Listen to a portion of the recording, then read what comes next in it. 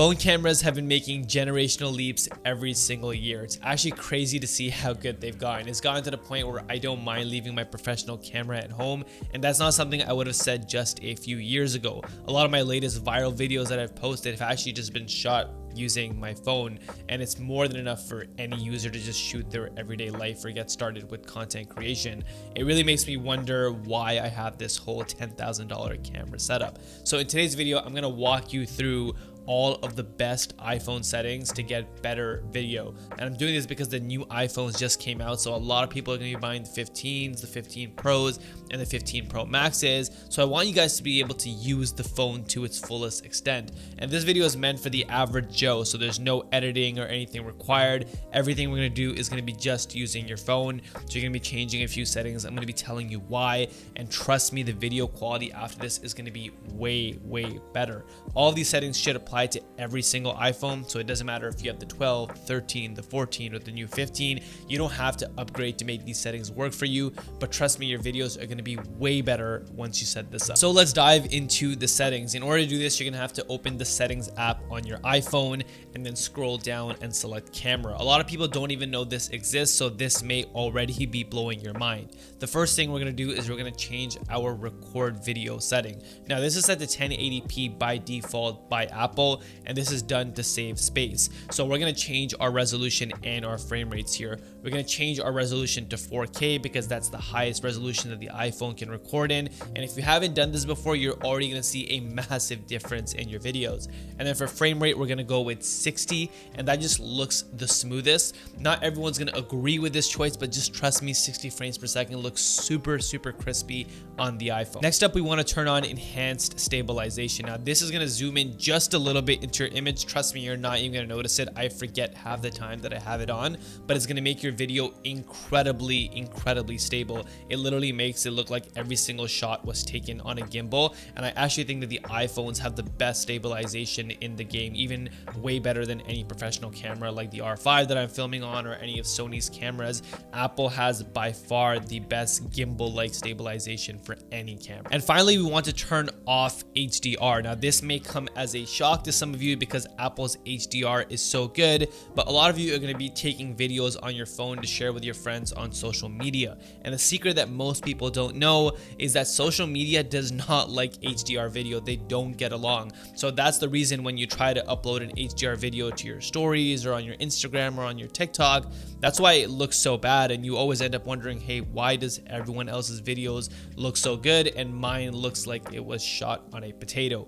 It's the HDR setting. So this one is critical. Make sure you guys turn this off. Next up, let's move on to slow motion. Now I personally never record in slow motion on my iPhone just because it can't do it in 4K, but if you're someone who likes to record in slow motion on their iPhone, then go ahead and select 1080p at 120 frames per second here. Next up, we have cinematic mode, and this one is a no-brainer. Just change this to 4K at 24 frames per second. 24 frames per second is the industry standard frame rate for cinematic video, so 30 doesn't even make any sense here. Just leave this at 4K at 24. Next up, we're going to dive into preserved settings. Now you're going to want to turn everything on inside this menu, and let me explain why. So by default, whenever you open up Apple's camera app and you change any setting like the exposure or your frame rate or your resolution, and then you close the camera app and you come back to it, it resets it to Apple's defaults, whatever those are. Honestly, I don't even remember those points because I've had these preserved settings turned on for so long.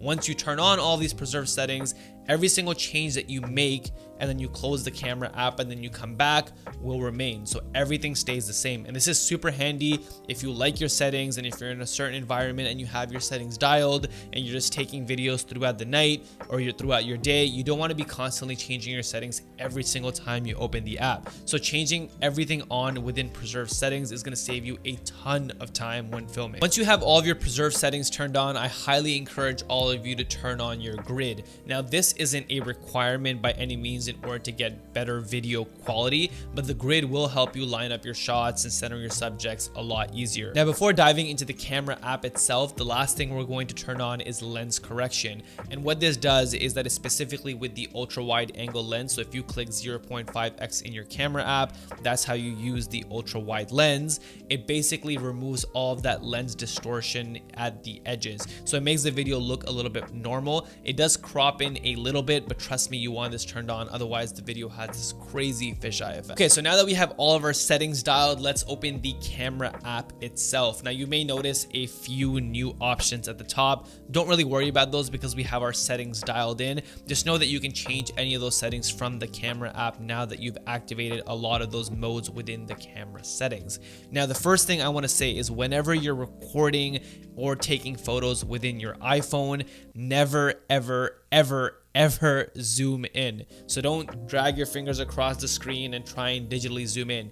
This lowers the quality of your video. Instead, you want to use the presets that are already built in there by Apple. So you should see a 0.5x, which uses your ultra wide angle lens. You should see the 1x option, which is your main camera. Some of you may see a 2x option. This basically crops into the main camera and has a 2x image. So this is a digital zoom, but on the newer iPhones, because they have bigger sensors and higher megapixel readouts, it still gives you a clean image. And then finally, you'll have the 3x or the 5x depending on what model of phone you have. Currently, only the iPhone 15 Pro Max offers the 5x, but this will use your telephoto lens. Now, you don't want to touch or zoom in once you choose one of these presets at all. Trust me, it lowers the quality. So just try and stick to what Apple has given you in terms of focal lengths. And finally, this is the most important setting that you want to change. So if you got nothing else from this video, this is the one you want to remember. If you click this little arrow around the top area of your iPhone, it brings up this additional menu where you have these 4 icons at the bottom. The one that you're looking for is the plus and minus icon. This one controls exposure. Now, iPhones are notorious for overexposing their image. It's just too bright and it doesn't look natural. So you want to change this.